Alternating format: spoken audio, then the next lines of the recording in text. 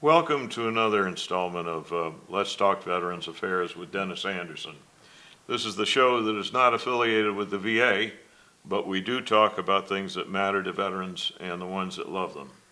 And earlier we were talking with my friend and colleague, that's licensed clinical social worker Colbert, Bernard Williams Sr., about his decision to join the U.S. Navy during the Vietnam War and what came after. I don't want to slow you down, but I'd like to ask, what sort of ship were you on and where were you in the Vietnam War? Okay, I was on the USS Osborne DD-846, which is a destroyer. We call it the smallest seagoing vessel in the fleet, combat vessel. We did West Pacific. We were in the West Pacific. Right. And in Vietnam, we were in the theater. Okay. Around the island conducting classified combat missions. All right. Now let me ask you about that, because something that occurs to all the people who, I lost a Navy veteran friend last week, and one of his daughters said he never told us anything about what he did. So let me ask you, what did you do? Okay. When we were in combat, I did multiple things. Okay. Sometimes I would man, the 50 caliber machine guns. Sometimes we would go and man the 5-inch gun mounts going down below deck. And you would load the gun mounts. You have to take the shells literally in your arms and hand. And there'll be about 5 or 6 of us down in the hole loading, the shells for the. Now you said combat, and that's an explainer about the Navy. Where were the shells coming at you from the other direction? Interesting. They were coming usually from where we were at, many times from the jungle on land. Okay. So many times when you're around the island, for us, Yes. you would see jungle a lot, and then sometimes you see openings, but we couldn't see where the shells were coming from. So I remember one time in particular, we were going into GQ General Quarters about 1100 hours, and we had our gear on.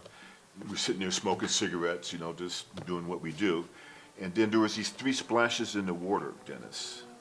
And we kind of looked at one another, and everything kind of went into slow motion.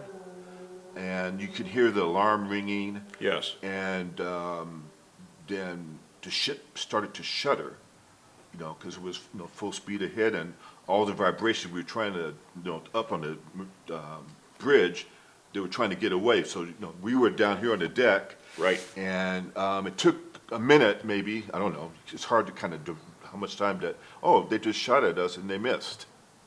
That was one of my near-death experiences on the ship. I've heard that several times. It described to me that things move into slow motion and that you kind of lose a sense of temporal time because you're really in the moment. Correct. But that it's very vivid. Right. Okay. And, with our training, then you kind of go into things that you're trained to do. We have our battle stations that, we train on, so you know where to go.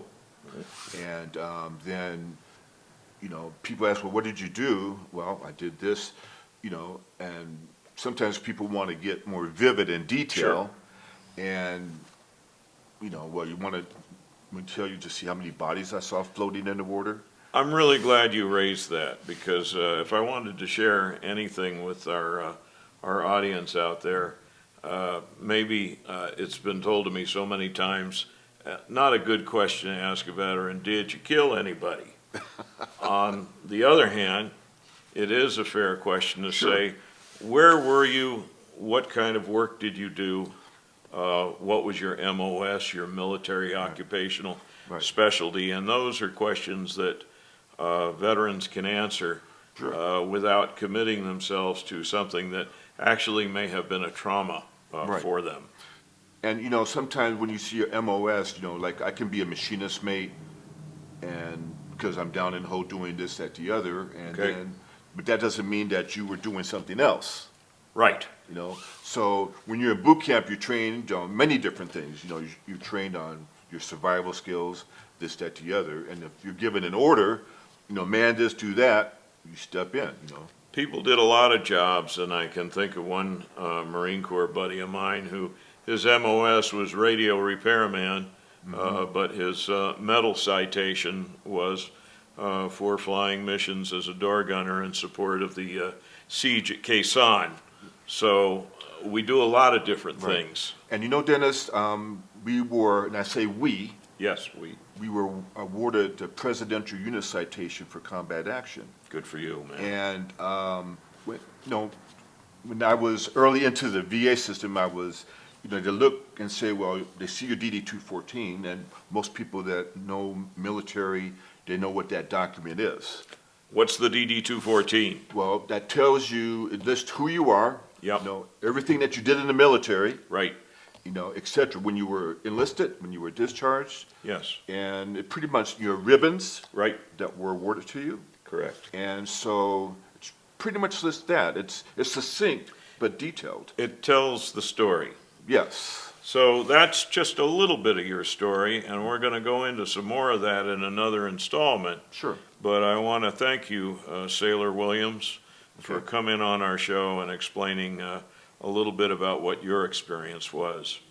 So if we say we're not affiliated with the VA, but we do care about Veterans Affairs. And if you care about Veterans Affairs, what we'd hope you do is subscribe to the show, because it helps us with the work that we do.